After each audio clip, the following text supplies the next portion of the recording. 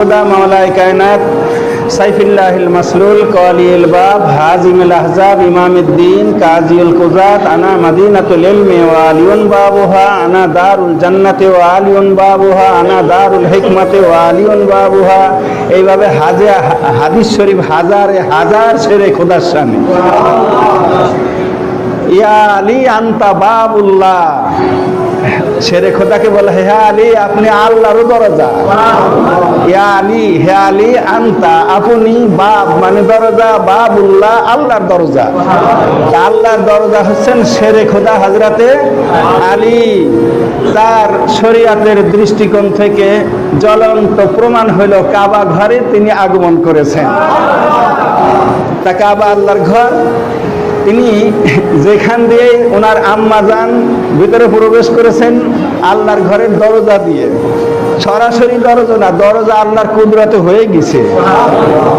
সবারই জানা কথা যে দরজা পর্যন্ত উনি যান নাই, যে সোজা দিয়ে যাবেন ওখান দিয়ে কাবা ঘর ফেটে দরজা হয়ে গেছেন তো আবার। তিনি হলেন আল্লাহর দরজা, আল্লাহর ঘরের দরজা, আল্লাহকে চিনার দরজা, আল্লাহকে পাওয়ার দরজা। তিনি কে? হযরতে আলী কারমুল্লাহ ওয়াজহুল কারীম। খোদা যার সিফাত বর্ণনা করলাম, আল্লাহ ঘোষণা করেছেন, রাসূল পাক বলছেন হে আলী আপনি আল্লাহর দরজা, আল্লাহ পাওয়ার দরজা। আল্লাহ ঘরে ঢুকতে হলে আলীর দরজা দিয়ে আসতে হবে। আমার রাসূল বলেছেন কোন ব্যক্তি যদি জ্ঞানের নগরী, জ্ঞানের শহরে প্রবেশ করতে চায়, জ্ঞান বিজ্ঞান, আবার বলছেন হিকমত, কলা কৌশল, জ্ঞান বিজ্ঞানের শহরে প্রবেশ করতে চায়, সেজন্য আলীর দরজা হয়ে আসে।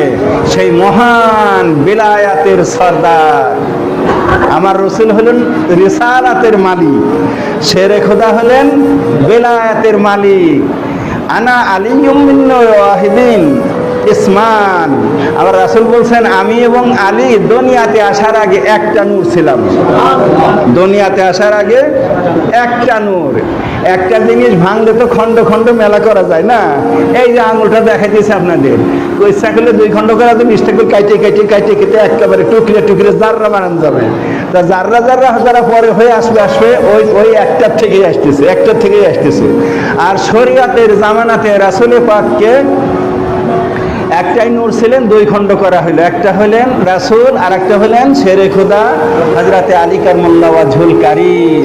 এই জন্য একজন হলেন রিসালাতের মালিক আর একজন হলেন বিলায়াতের মালিক। রিসালাতের মালিক রহমাতুল লিল আলামিন আর বিলায়াতের মালিক শেরে খোদা হযরতে আলী কাররামাল্লাহু ওয়াজহুল কারীম। শেরে খোদা হযরতে আলী তিনি কে? পাক পাঞ্জাতনের সদস্য, পাক